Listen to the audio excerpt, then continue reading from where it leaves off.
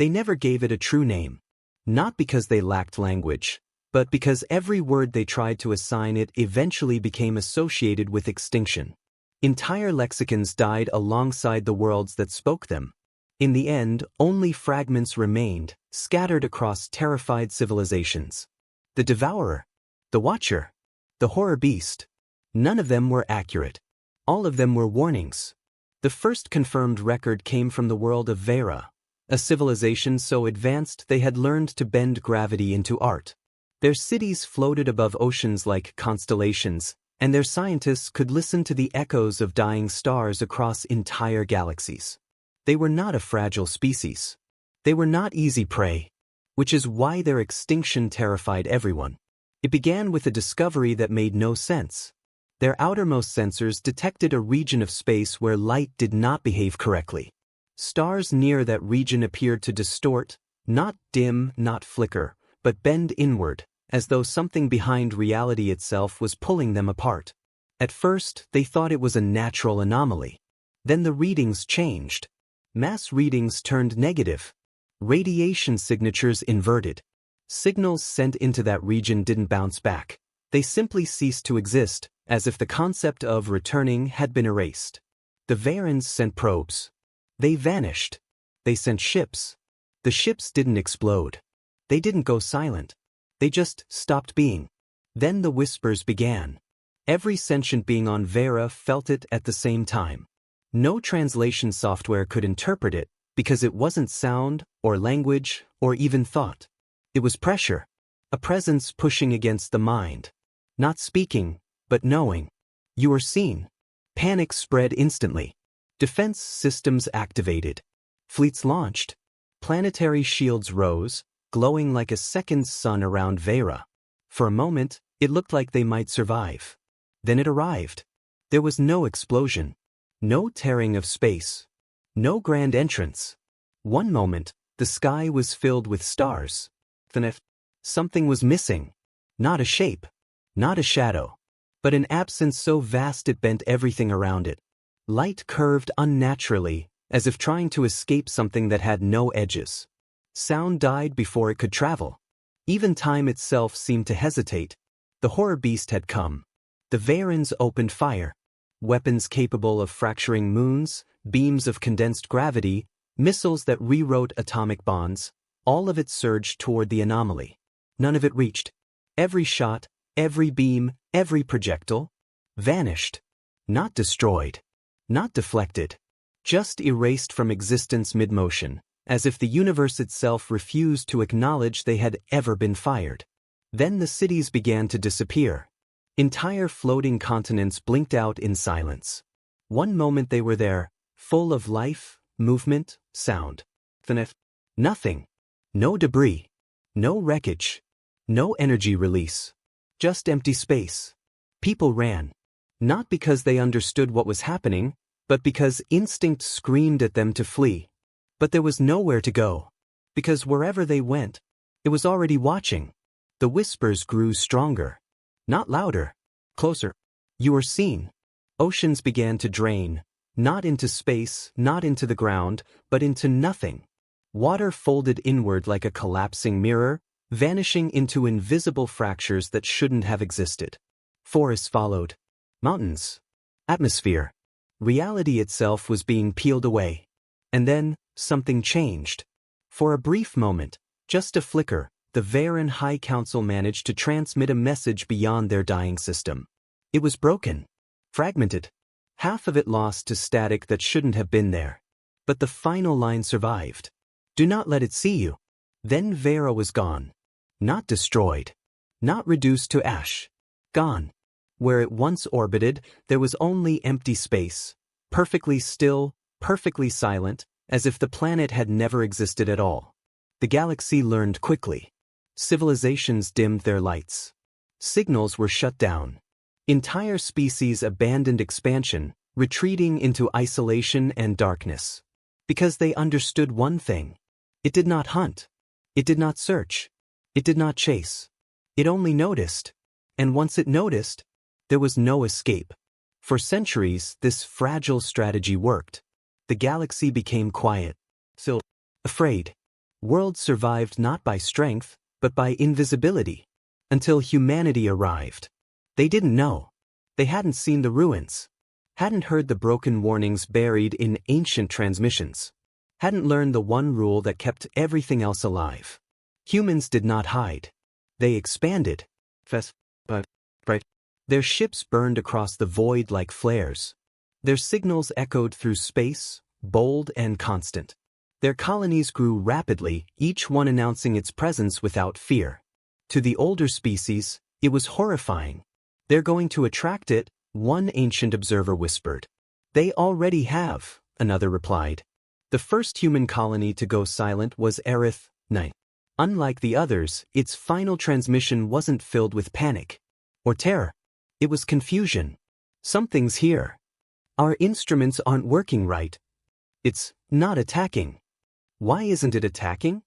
That question had never been asked before. Because there had never been time. Across the silent void, something ancient turned its attention fully toward this strange, defiant species. For the first time in its endless existence, the horror beast did not immediately consume. It had no memory of beginning, no origin, no creation. It simply was. Before stars burned, before galaxies spun, before time had meaning in the way living minds understood it, it existed. Not as a creature, not as a force, but as something that noticed. And in noticing it erased. It did not hunger. It did not hate. It did not choose. It observed. And what it observed stopped existing. Civilizations across eternity had tried to define it. A god. A weapon.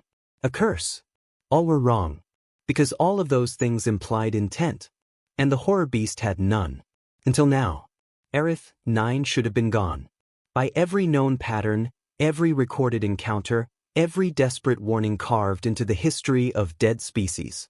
The moment it turned its attention fully toward a world, that world ended. But Aerith 9 remained. Damaged. Distorted. Wrong. But still there. The beast drifted through the colony without moving. There was no body. No form. No shape to follow. Just a distortion. An absence that bent reality like gravity folding inward on itself. Walls curved slightly where it lingered. Light stretched unnaturally. Sound dulled, as if afraid to exist too loudly. It passed through structures.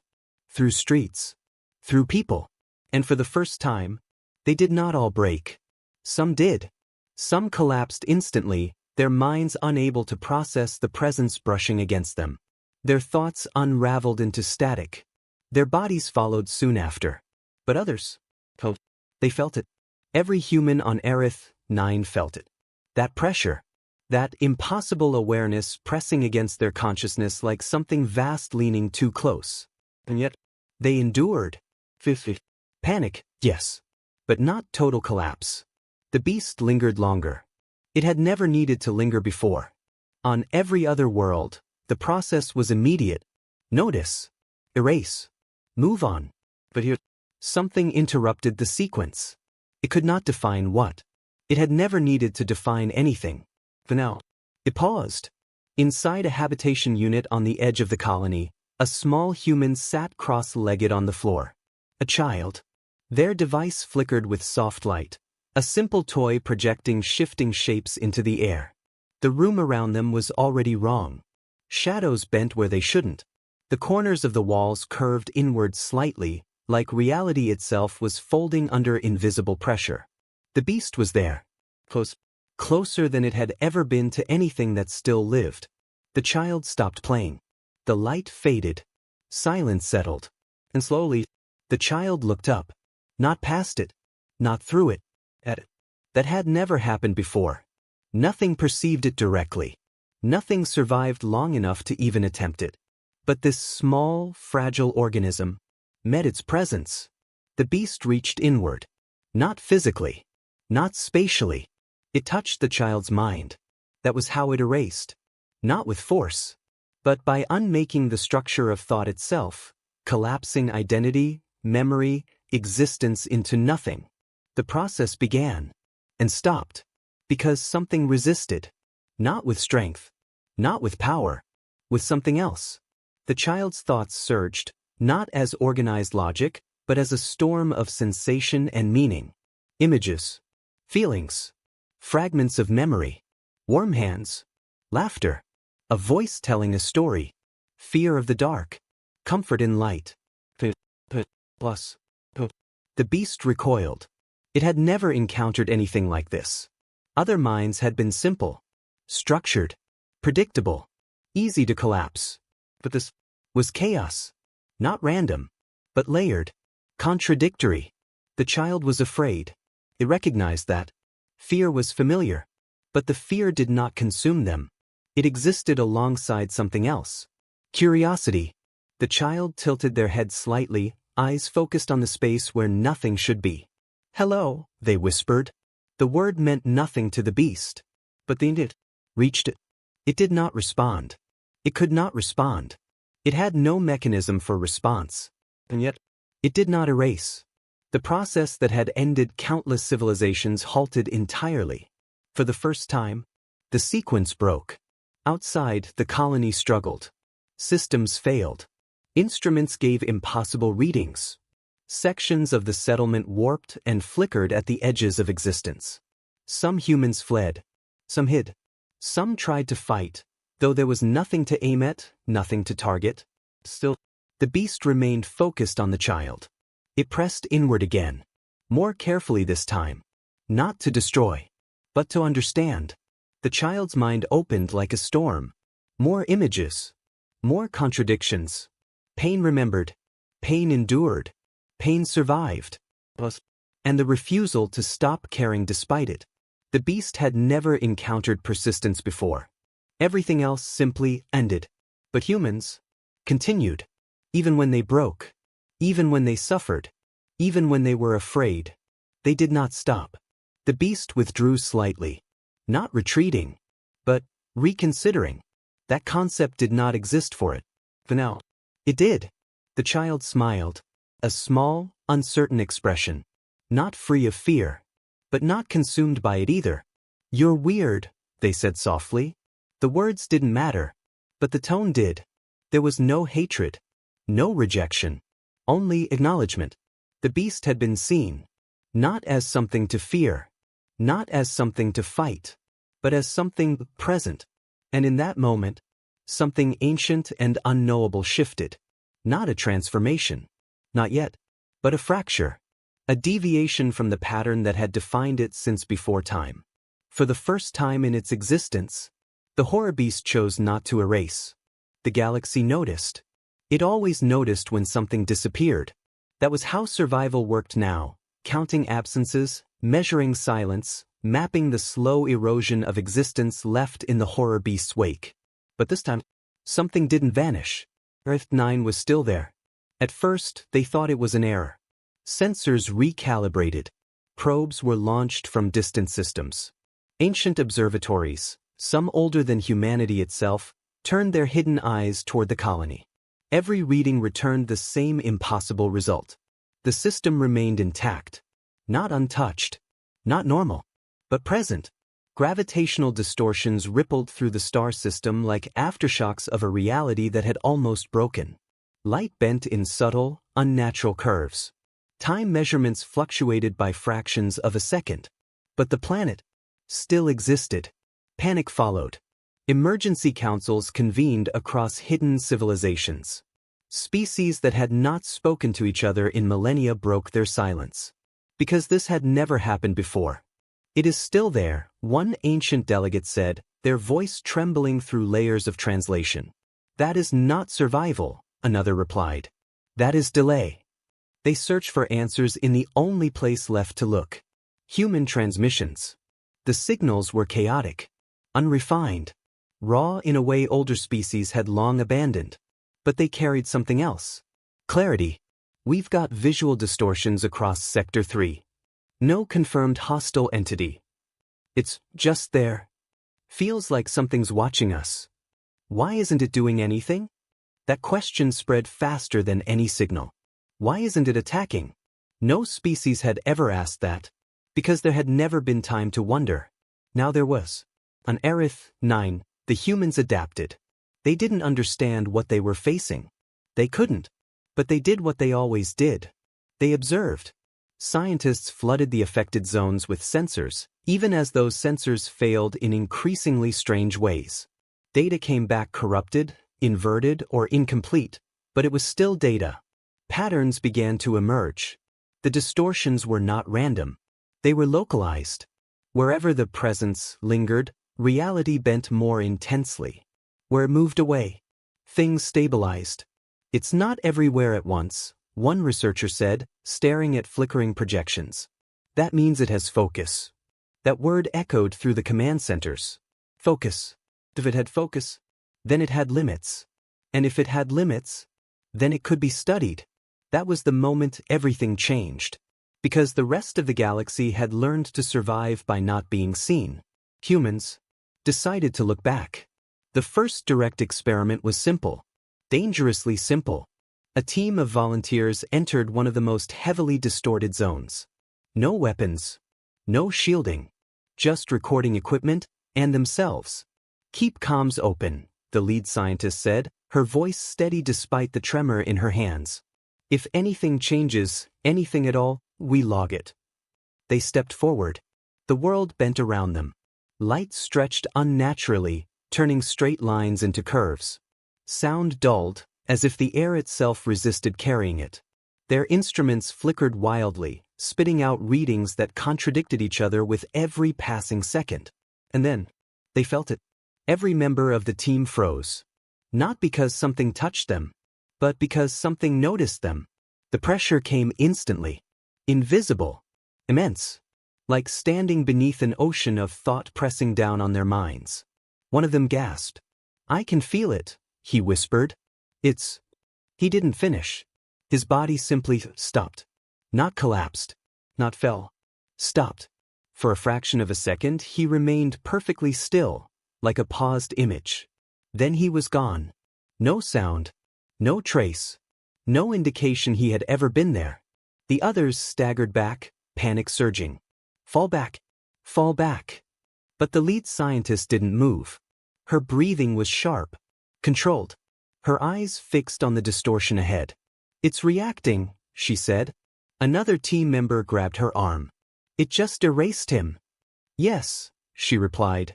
But not immediately. Silence. That was the key. There had been a delay. A moment, however small, between being noticed and being erased. That means it's not instantaneous, she continued, voice tightening with realization. It's a process. Processes could be interrupted. Stay with me, she said. The others hesitated. But they didn't run. Because they were human. And humans did not back away from the unknown. They stepped forward again. The pressure returned. Stronger this time. Another member screamed as their thoughts began to unravel. Memories slipping, identity fracturing under something vast and incomprehensible. But the scientist, she focused. Not on resisting. Not on fighting. But on staying. I see you, she whispered into the distortion. The words meant nothing. But the pressure faltered. Just for a moment. But it was enough.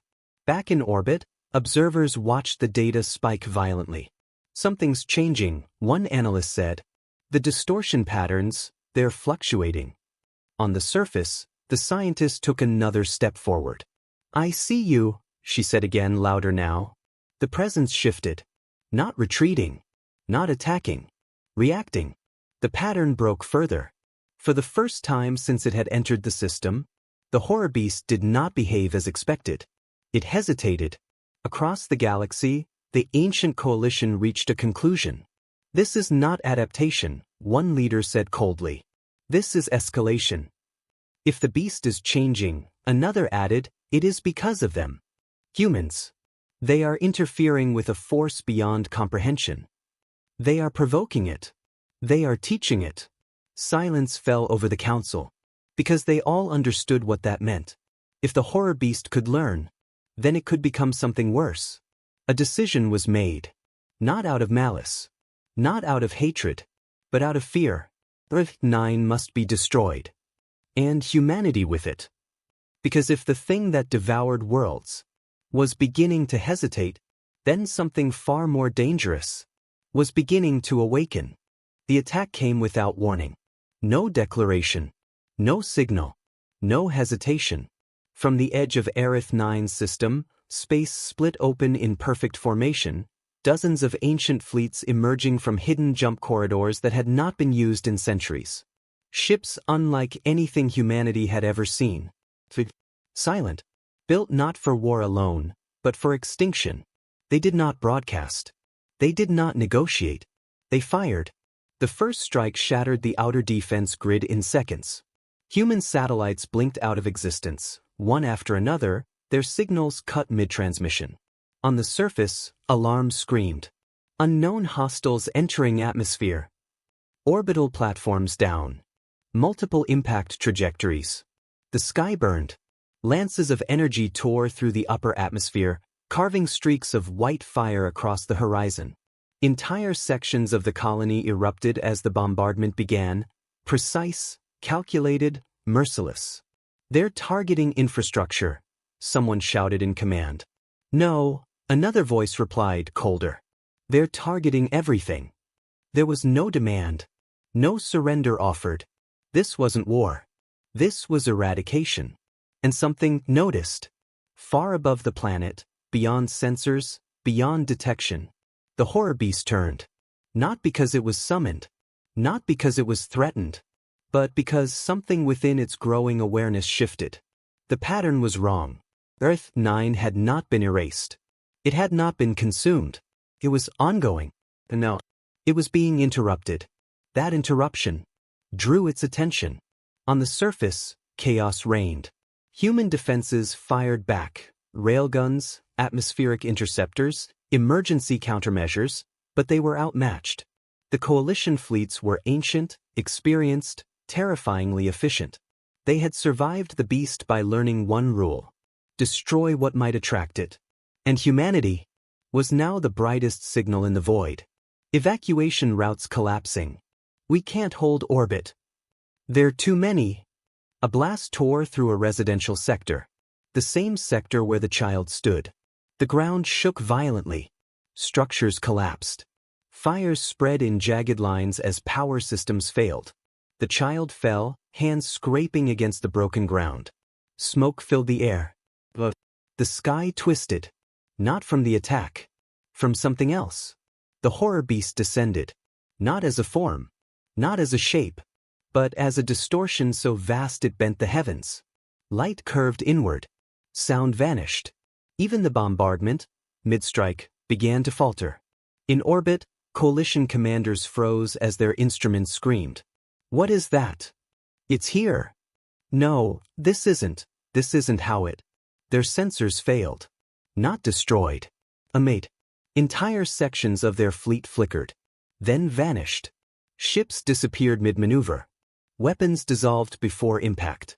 Entire formations collapsed into nothingness without even the courtesy of destruction. Panic erupted across their channels. Retreat. Break formation. It's reacting. Why is it reacting? Because it had never done this before. It had never chosen. But now, it did. On the surface, the child looked up through the smoke-filled sky. The distortion above was stronger than ever. Terrifying. Impossible. But familiar. You came back, the child whispered. The beast hovered close. Closer than ever before. The pressure returned, but it was different now. Not overwhelming. Not crushing. Focused. It reached into the child's mind again. And what it found was pain. Not abstract. Not distant. Immediate. Plus. The shock of destruction. The instinct to survive. And beneath it, something else. A refusal. The child was afraid. Terrified. But they were not broken. They pushed themselves up, coughing through the smoke, small hands clenched. Stop, they whispered, not to the beast but to the chaos around them. The beast felt it. That contradiction again. Fear. And defiance. Weakness. And resistance. It had encountered fear before. Every species felt fear. But they always collapsed into it. Humans didn't. They carried it. Moved with it. Acted despite it. And now, for the first time, The beast understood something new. Not fully.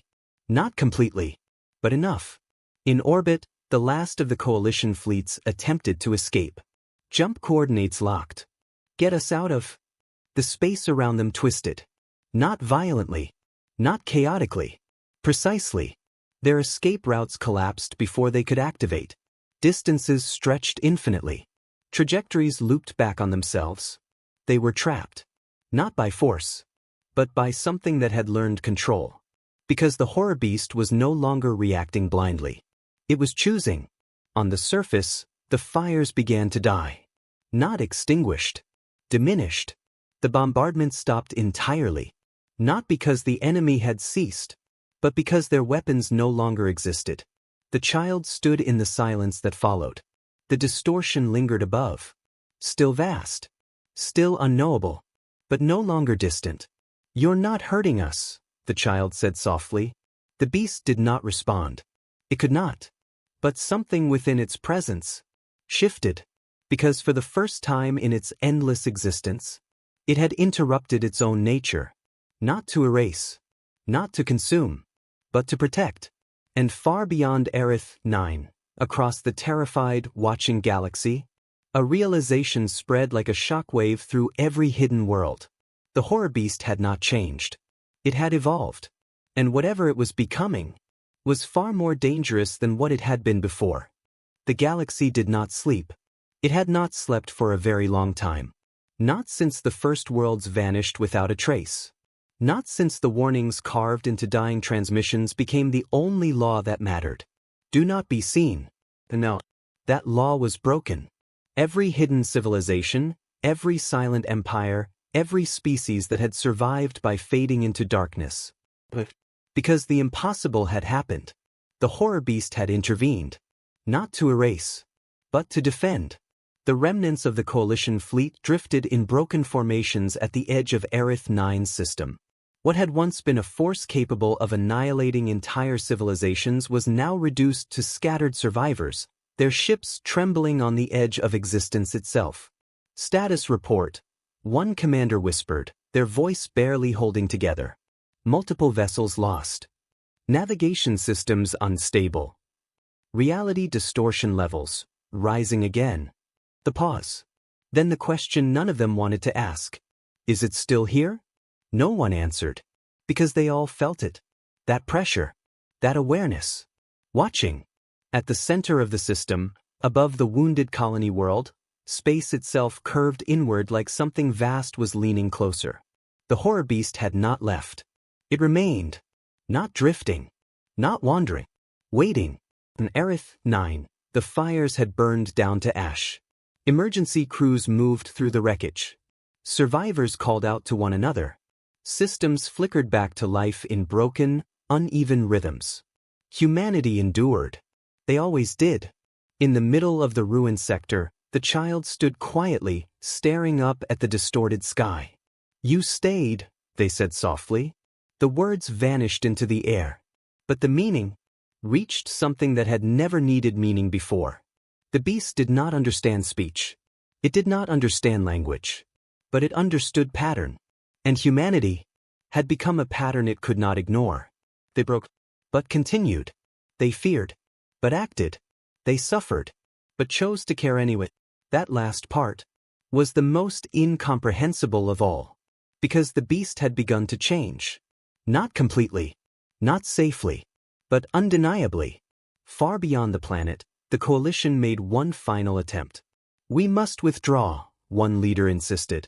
"If it remains here, then this system is already lost." "No," another replied. "If we leave, it follows." Silence. Because that possibility was worse than extinction. "If it has chosen a side," the first voice whispered, "then the galaxy is already over." The decision came too late. Because the beast had already decided. The distortion spread outward from Aerith 9. Not violently, not chaotically, but with precise, controlled expansion. It reached the fleeing ships. And stopped.